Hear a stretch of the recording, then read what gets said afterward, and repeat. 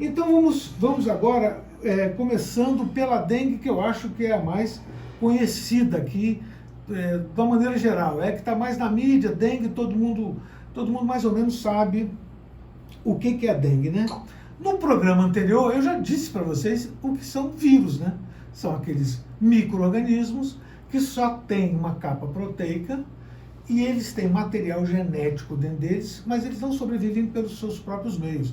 Eles têm que ser parasitos obrigatórios. E esses são vírus. Dengue, zika, chikungunya são vírus, são arbovírus. É uma classe. Os cientistas denominam, fazem nomes para esses micro-organismos e esses são arbovírus, né? A dengue tem 4 sorotipos principais, que são designados por siglas: DENV1, DENV2, DENV3, DENV4. São chamados sorotipos da dengue. Essas são as classificações desses arbovírus. E todos 3 vírus têm como hospedeiro intermediário um mosquito. O mosquito da dengue, como todo mundo já ouviu falar. Então, o que é um hospedeiro intermediário? Ele não mata o mosquito, ele apenas sofre transformações no intestino desse mosquito, depois ele vai para a corrente sanguínea, para a linfa, e vai lá para as glândulas de saliva, e na hora que o mosquito faz a picada, ela introduz uma saliva que tem o objetivo de ser anticoagulante, e além de ter um analgésico nessa salina para ele passar despercebido. E é então que você contrai essa infecção. Então, dessa maneira, é que a fêmea do Aedes aegypti, que é o mosquito da dengue, transmissor também da febre amarela, transmissor da zika e chikungunya, ele faz essa contaminação. Agora, veja que interessante.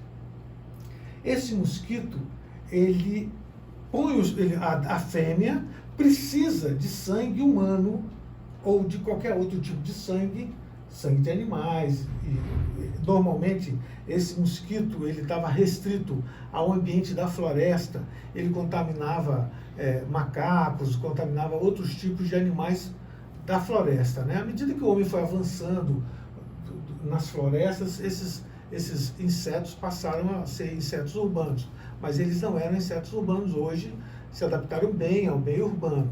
E esses vírus vieram juntos, né? E encontraram o homem como um receptor e um transmissor, não de homem para homem, porque o mosquito precisa picar para poder fazer a transmissão. Então, olha que interessante. Esse mosquito, ele não deposita os seus ovos diretamente na água. Ele deposita seus ovos milímetros acima da superfície da água. Para quê?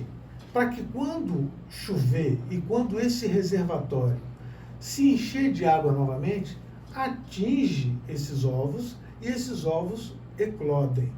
Ou seja, esses ovos começam a desenvolver as larvas que vão dar origem aos mosquitos. Então, veja bem o tanto que esse mosquito se especializou. Nós não podemos dizer que esse mosquito seja inteligente, porque ele não é, mas ele se especializou ao longo do tempo. Então, quando ele demora, quando chove, o nível de água desses reservatórios, né, que pode ser até uma tampinha de garrafa, uma pequena tampa de garrafa, dessas garrafas plásticas, é o suficiente para você ter uma deposição de ovos. E são bastante ovos que eles produzem de uma vez só, né? Então, em um período de 5 a 7 dias, a larva passa para o estágio muda de fases, e com 8 a 12 dias de incubação, ela se torna um novo mosquito. Esse novo mosquito, ele, em 45% das vezes, esse ovo já está contaminado com um vírus da dengue, ou zika ou chikungunya, em 45% desses vírus. Então o mosquito já sai desse processo de maturação carregando o vírus da dengue. Mas o que normalmente acontece é que ele pica alguém que tem a doença, esse vírus vai para o seu intestino, lá sofre uma transformação, depois vai para a corrente sanguínea, vai para a saliva e é a transmissão dessa maneira, e é um período, existe um período para que isso aconteça. No caso da dengue, a dengue clássica, quais são os principais sintomas que tem se observado na dengue?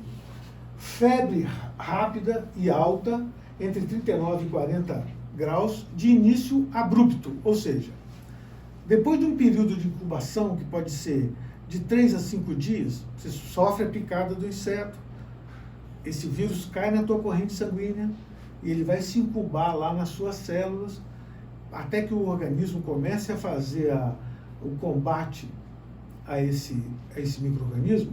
Isso tem um período chamado período de incubação. Então, rapidamente, você pode ter uma febre de 39 a 40 graus. Você pode ter dores musculares intensas, dor nos ossos. O mais comum, falta de apetite, náusea, tonteira, erupção pela pele. E essa doença tem uma duração de 5 a 7 dias. Entre 5, 7 dias, no máximo 10 dias, esses sintomas vão desaparecer. Mas muitos e muitos relatos clínicos é que, apesar da febre ter desaparecido, o enjoo, esse mal-estar ter desaparecido,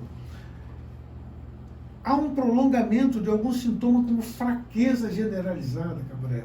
Você já deve ter ouvido falar, não sei se você já pegou dengue, mas eu já peguei dengue. Eu peguei dengue e fiquei desses períodos de 5 a 10 dias, 3 dias com febre, dor no corpo, mas eu fiquei uns 20 dias depois com a fraqueza generalizada e falta de apetite. Fiquei quase 30 dias com uma sequela da dengue. Então, é uma doença extremamente perigosa que pode evoluir de maneira muito desfavorável para o paciente, né? E eu vou tocar nesse assunto mais na frente. Mas voltando ao caso do mosquito, como é que esse mosquito se comporta? O mosquito só vive 45 dias. É o tempo de vida de um mosquito. Nesses 45 dias, a única coisa que essa fêmea do mosquito vai querer fazer é se reproduzir, manter sua prole. Então, essas campanhas que o Ministério da Saúde tem feito, eu não sei se elas estão surtindo muito efeito. As campanhas dizem respeito a quê?